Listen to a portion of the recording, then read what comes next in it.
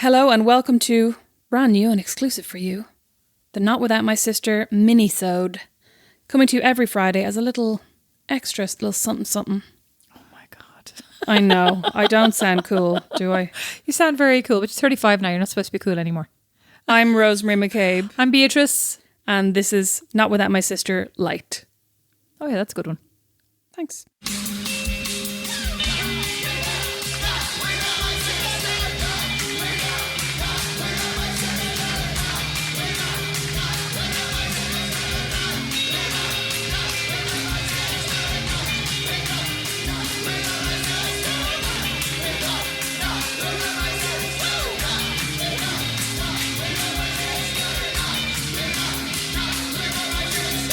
The topic of today's minisode is based on a question sent to us by one of our followers on Instagram. We're at Not Without My Sister on Instagram.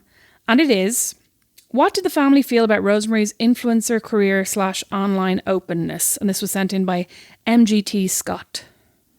Beatrice. I think you could go first on that. Do you want me to answer it? I happily will. Well, just didn't want to steal all your thunder. I obviously don't know. I don't know what they thought about it. In a sense of nobody ever really complained to me about, I'm sure Mom would rather I never spoke about anything that she considers personal, which Mom is basically everything. Absolutely complained. And the fact that you chose as the majority of your topics vaginas was a major pain point for her. Vagina singular. My vagina. Not vaginas. Vagina. Vagine. Mm-hmm. Les vagines. I don't think I talked about vaginas that much. You talked about them so much. You were constantly on that TV show talking about vaginas. What was it? On Midday. I was not constantly talking about vaginas. They would give you topics at the start of every show. And the majority for you was WAP. You were WAP way before it was a thing. No, Beatrice, it's not you were WAP. You had a WAP. No, you were That's literally whapping. Like you say, you were hard on before it was cool to be hard on. You had a WAP. I meant you were discussing WAP before it was a thing. I did talk once about having thrush, how I frequently had thrush, which I get every time I take antibiotics. It's not my fault. TMI, Rosemary, yes, as Mother would say. Absolutely horrified. She's horrified by everything. But I think actually it's lucky. Mom stopped reading my blog early on because she didn't read the piece where I wrote about how my moon cup sucked out my coil, for example. She probably wouldn't have liked that either. Yeah, but that's actually not. There's nothing sexy happening there. There's nothing. That's more like, hey, my crown fell out of my tooth. Do you know what I mean? No, but Mom's issue isn't that it's sexy. It's just it's personal.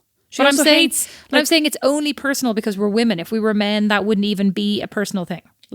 Women have been made to think though that everything gynecological is private, sexy stuff. Well, it's basically on a tampon. It's basically like that tampon ad that was banned in Ireland because they said you really have to shove it up there, and they said that was sexualizing things. But the fact that everything for a woman's every period accoutrement is a luxury item, is classified as a luxury item. I'm sorry, I don't feel super luxurious once a month. Stop banging that sofa. Sorry. I'm outraged. Very passionate about this. I'm outraged, yeah. What did you think about my influencer career / online openness? I thought honestly, I wasn't in the country. You never really talked about me. You did talk about Mom a lot, I'd say. She was... We do as well. She's easy to talk about. I know, but I managed to avoid talking about the intimacy of my mother's life.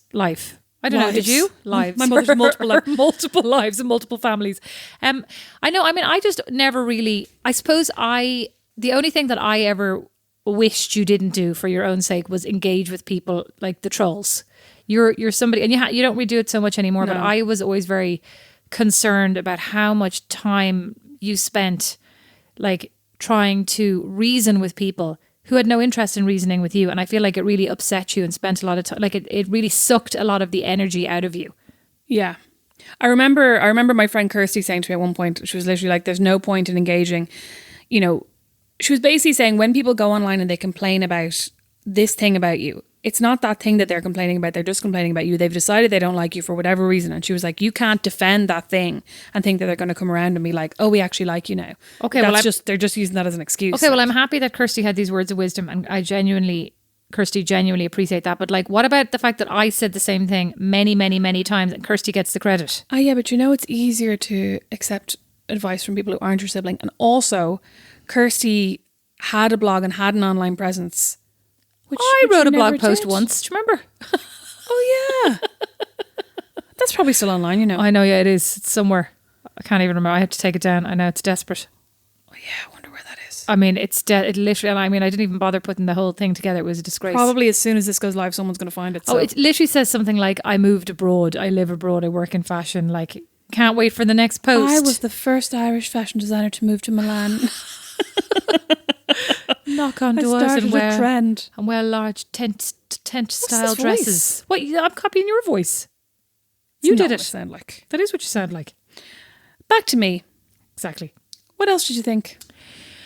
No, that's all I thought. I mean, you spent an awful lot of time on social media. You never were without the phone. You were more stressed. You know what I mean? You were more of a stressy person. Like you've I think put it all in perspective a little bit more now. Like it's like Do you you think were. that's just because I'm older, though? No, I don't. Oh. I think it's because you don't. Sorry, my hand keeps banging on the couch. I think it's because you've prioritized the things that you care about. Like you've protected more of your own mental space. You know, like back then you put everything out there, and I think you felt like you had to be available all the time to everybody and answer everything because you were really engaging. But like you were also part of the beginning of social media.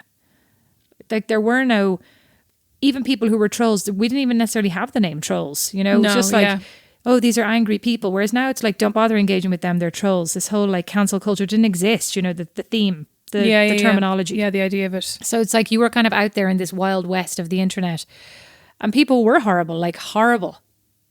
And I feel like now it's not as acceptable to be as horrible. People are still horrible, but on specific platforms. Yeah, and also people, I think back in the day, people would often be horrible almost giving their own names sometimes. Yeah. In a way that they don't at all anymore. But even back then, like if you think about Sea of Shoes, you know, do you remember at one point she just turned off her comments and that was like groundbreaking because nobody did that, you know, whereas now people are kind of saying I'm putting myself out here but I'm actually not interested if you're going to be horrible, and that's totally acceptable, whereas back then it wasn't. It was like, who does she think she is, chatting to us and then turning off her comments and not wanting our feedback? You know, so I think there's more of a like you have a right to have your own life and not be picked apart by people. I think there was a real perception, like back in the beginning anyway, that your followers were your customers, and it was kind of like, well, you have to take feedback from your customers. But now we're all beginning to realize you're not actually my customer because you're not paying for anything. Like I'm not a product and you're not buying it. You know what I mean? Like you're following me, but you're not paying for my services. I don't know though, but I would argue, aren't they sometimes? Like, isn't that the point? Like, aren't lots of followers paying for things? Well, sometimes they're buying things that you recommend and you're therefore getting a commission from that. And so like on that front, I would think you were absolutely entitled to come back and go, you know what, I bought those runners that you recommended and they're shit, like fine. Yeah. But at the same time, that wouldn't give you a right to come back and go, you know, oh my God, like state of you talking about this. You know what I mean? That's like, that's not, you know, that's not your... The expectation. Yeah, or like it kind of is the expectation, I think, sometimes from the follower, but it's not actually, you're not entitled to that time. So I suppose I also thought you were having a great time because you were like going to all the parties and hanging out with all the people and knew everybody. I was very sociable for a while there. You were extremely sociable. Yeah. So I suppose I thought you were just having a great time. I mean, I wasn't really there for a lot of it, so... Yeah, but it's funny to me that like aside from mom hating when I talked, poor mom that we now do this podcast and talk about her all the time. Her worst nightmare, like apart from mom, every single time I was on midday, I wish you wouldn't mention me. And it was like often it'd just be in passing, be like, oh, my mom loves the garden, but I've never really been interested. Like, I wish you wouldn't even bring me up. Like, what? But like aside from that, it's interesting to me that because I often wonder about somebody like David Sedaris, who's obviously very similar to me in that he's funny and he writes, lol. No, but like somebody like him, and like I had to take a reflective pause there. He talks about how he doesn't ask permission from his family to talk about things, and like often I think, God, like how would they feel about him saying that? But actually, now that I think about it, probably because I talk mostly about myself. Nobody's ever like, I can't believe you said that about me. Do you know what I mean? Yeah, but in a weird way as well. Like I think in the moment you're enraged. You know, you're like, can't believe you wrote that, and the book is published, and everybody's mortified, and it's like. What's his book, Dress to Your Family in Corduroy and Denim? Like, I remember I loved that book, right? Actually, so funny. I've actually read it multiple times. The part with the mom and the sweets and Halloween. So like, good. But it was, personally, I think it was his best book, right? Hilarious. But then, like, you can't remember it. You know what I mean? Like, you move on, and I'm sure it's like everything that seems so urgent in the moment is then, like, everything people just move on. We're all just obsessed with ourselves, you know? Yeah. And I mean, there's probably a whole episode to be done about, like, the internet and self-obsession and narcissism and ego and how it's all, we now have somewhere to perform it, in a way that we never had before. Maybe it's not an episode for Way us to do. kill the chuckle. Chuckle. Yeah, the chuckle. We could literally just call this Was a episode bad Way word. to Kill the Chuckle. Killing the chuckle. It sounds terrible. What a chuckle killer. Well, she couldn't come out because she was killing the chuckle. That'll make you go blind if you do too much of it. Listen, that's been our mini episode. If you have a topic that you'd like us to discuss in a short 15-minute segment, please do get in touch. Email us notwithoutmysis@gmail.com. Follow us on Instagram at notwithoutmysister, and you can check out our website notwithoutmysis.com. And then I'm on Instagram at Rosemary McCabe. Beatrice is on Instagram at Beatrice McCabe, and our McCabe has an A in the Mac. Blame our dad. Correct. And if you liked this and you want to hear anything else, we've also discussed neighbours, mothers, fathers, Online dating. sisters, friends, friendship, falling out of friendships, Yeah, friendship breakups. and lots of Sob. other nonsense.